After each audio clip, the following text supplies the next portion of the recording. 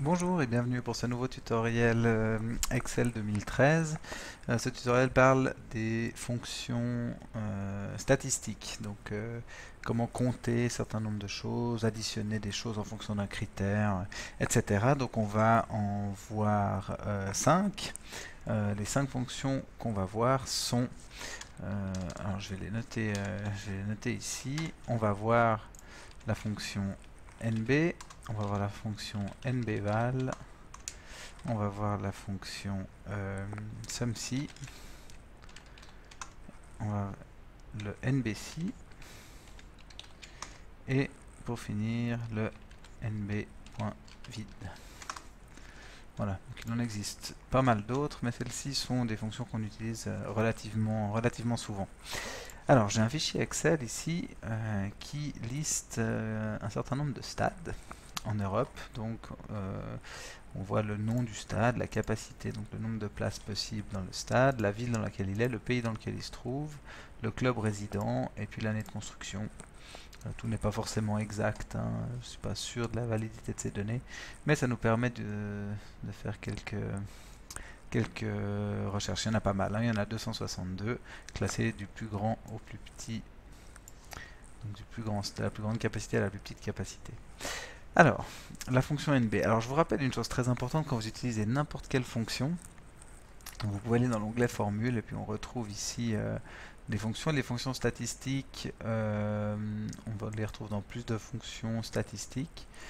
Mais vous pouvez tout retrouver en cliquant sur le F de X ici ou sur insérer une fonction, c'est la même chose. Et puis vous pouvez taper ici la fonction. Alors par exemple, si je tape NB et que je dis rechercher, alors attention, là il va chercher code en statistique.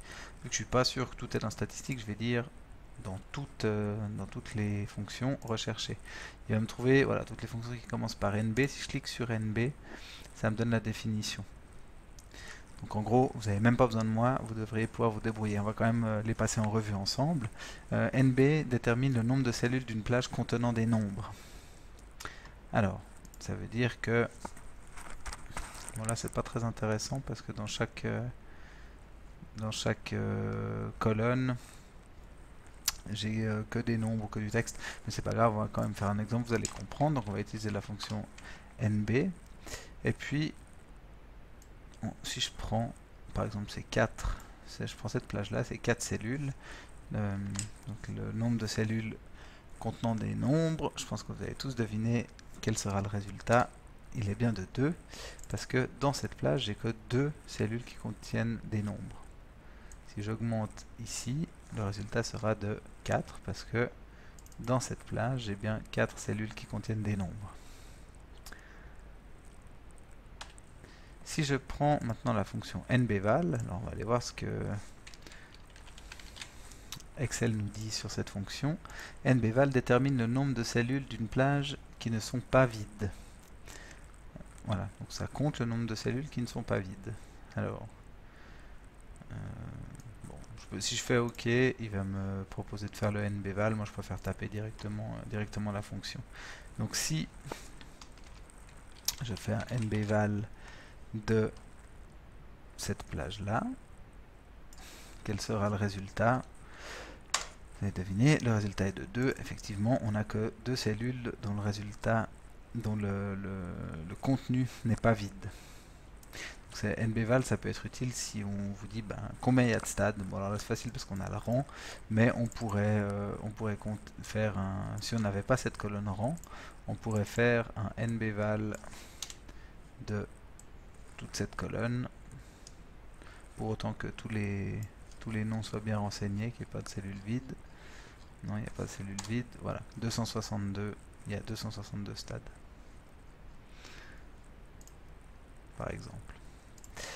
Le SUMSI. Là, on rentre dans quelque chose d'un tout petit peu plus compliqué. On va aller voir la définition sum.si. Je recherche ça dans toutes mes fonctions. Rechercher.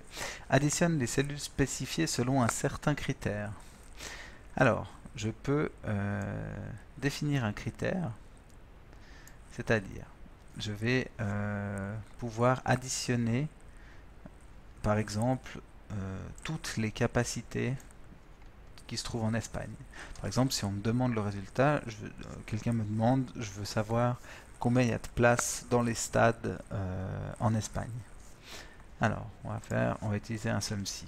Combien de places, combien de capacités dans le pays qui est Espagne. Alors manuellement, on ferait, alors là on regarde Espagne, ok, alors je prends celui-là, plus, quel est le suivant? Là c'est encore Espagne, donc plus celui-là, tac tac tac tac tac tac tac tac tac tac, est-ce que j'ai encore un Espagne? Je vais peut-être louper un, non, j'en ai un large, je vais encore additionner ça.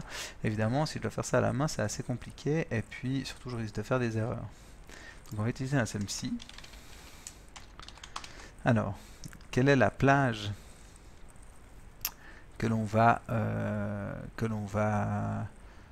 dans laquelle on va chercher notre critère. Donc là, il ne faut pas se tromper. Hein. Plage, c'est la plage dans laquelle on va chercher le critère. Notre critère sera Espagne. Donc la plage, c'est là-dedans. C'est là-dedans qu'on va chercher notre critère. Le critère, c'est dans la question. Tous les places en Espagne. Donc, voilà. Il n'y a que l'Espagne comme critère. Donc, dans cette plage, on va chercher quoi? On va chercher le mot Espagne, ou encore mieux, on pourrait aller chercher la valeur qu'il y a dans E8, par exemple. On pourrait écrire Espagne en guillemets, ce serait le même principe. Et puis, quelle est la colonne qu'on veut additionner? Donc, on veut additionner les capacités.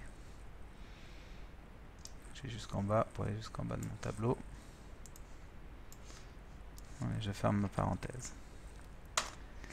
Voilà. Alors là, il faut me faire confiance. Je peux vous dire que c'est juste. Donc, toutes les capacités additionnées dont le pays est Espagne donnent un résultat de 1 46 147 places. Voilà, si on mettait c'est la capacité des stades espagnols. Si on veut savoir la capacité des stades allemands, alors au lieu de prendre le critère Espagne, on va prendre le critère Allemagne. Et là, du coup, on a 1 438 000. Donc il y a un petit peu plus de place en Allemagne qu'en Espagne. Même pas mal plus de place. Je rappelle une fois, il ne faut pas se faire avoir. La plage, la première plage qu'on prend, c'est où on cherche le critère. Le critère, c'est le mot qu'on va chercher. Et puis SumPlage, c'est ce qu'on va additionner. NBSci. NBSci, c'est le même principe que le SumSci, sauf qu'au lieu d'additionner des choses, on va compter le nombre de choses qui répondent à un critère. Par exemple, on pourrait dire combien il y a de stades espagnols là-dedans. Un petit peu plus facile que le SumSci. nb.sci. On peut peut-être, comme pour les autres, aller voir ce que nous raconte Excel. nb.sci. Je recherche dans tous, rechercher nb.sci. Détermine le nombre de cellules non vides répondant à la condition à l'intérieur d'une plage. Ok, donc égale nb.sci. Donc attention, il y a un point entre le nb et le sci, comme entre le sum et le sci. Donc là, on a que la plage et que le critère, c'est-à-dire qu'on va prendre tout ça. Donc dans le classement des 262 plus grands stades d'Europe, combien se trouve en Espagne? Mon critère, ça va être l'Espagne. Je suis pas obligé de bloquer, j'ai toujours un réflexe quand je prends une référence comme ça, je bloque la cellule. Il y a 24 stades espagnols. Combien il y a de stades allemands?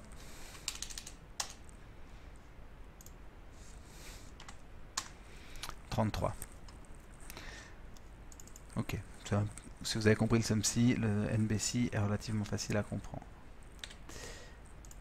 nb.vide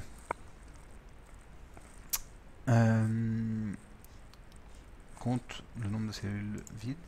On va aller voir. nb.vide, je recherche ça dans tous. nb.vide compte le nombre de cellules vides à l'intérieur d'une plage spécifique. Je vais y arriver. Alors par exemple, on peut voir que l'année de construction n'est pas renseignée sur tous les stades, sauf erreur. Je crois qu'il y a des trous. Voilà, on a des trous à ces endroits-là. Donc on peut savoir combien est-ce qu'il nous manque d'années de construction. avec cette fonction nb.vide et puis simplement une plage à sélectionner. Tac, je fais Enter. 5. Donc si on compte manuellement, on va retrouver 5 trous. Voilà, une baie vide, c'est pas forcément le plus intéressant, mais ça peut être utile dans certains cas. Juste une petite précision sur les SUMC et nb.si, on peut mettre des critères, ça c'est un petit peu particulier. Par exemple, on pourrait vouloir compter le nombre de stades. Je n'ai pas fini d'écrire, je vais tout effacer. Voilà. On pourrait vouloir compter le nombre de stades qui sont plus grands que tant de places. Par exemple, tous les stades en Europe qui ont plus de 80 000 places, par exemple. Alors, on va faire un nb.si. Donc, on va prendre toutes les capacités ici. Voilà, elles sont triées par ordre, par capacité, donc c'est assez évident. Et puis le critère, on va vouloir dire plus grand que 80 000. Alors ça, on le fait comme ça. Ça, il faut l'apprendre, c'est pas très logique, mais on met ça dans une chaîne de caractères plus grand que 80 000. Et je ferme mon guillemet. Ça marche. Donc il dit qu'il y en a 8, on va vérifier. 1, 2, 3, 4, 5, 6, 7, 8. Et celui d'après, effectivement, il est plus petit que 80 000. Donc c'est bien juste. Donc on peut mettre des critères plus grand que, plus petit que, en utilisant des guillemets. On peut faire pareil pour le SUMC. Bon là on n'aura rien à additionner, c'est plus grand que on pourrait pas additionner d'autres colonnes par rapport à ça, donc c'est pas forcément intéressant. Donc voilà pour ces fonctions statistiques. Je crois que j'ai fait le tour. Il en existe des milliers de fonctions. Vous pouvez toujours trouver ce dont vous avez besoin en passant par insérer une fonction. Si vous savez que c'est quelque chose qui demande de compter, ça commence souvent avec NB. Donc typiquement, je vais regarder. Qu'est-ce que j'ai qui commence par NB? NB jour ouvré par exemple. Alors voilà, Excel a une fonction qui renvoie le nombre de jours ouvrés compris en deux dates. Donc une date de départ, date de fin, puis ça donne le nombre de jours ouvrables. Donc j'imagine du lundi au vendredi, par exemple en des dates. Et des fonctions comme ça, il y en a beaucoup, donc vous pouvez les passer en revue au besoin. Celle-ci, disons que c'est les fonctions statistiques principales. Voilà, je vous remercie de m'avoir écouté et je vous donne rendez-vous pour un prochain tutoriel.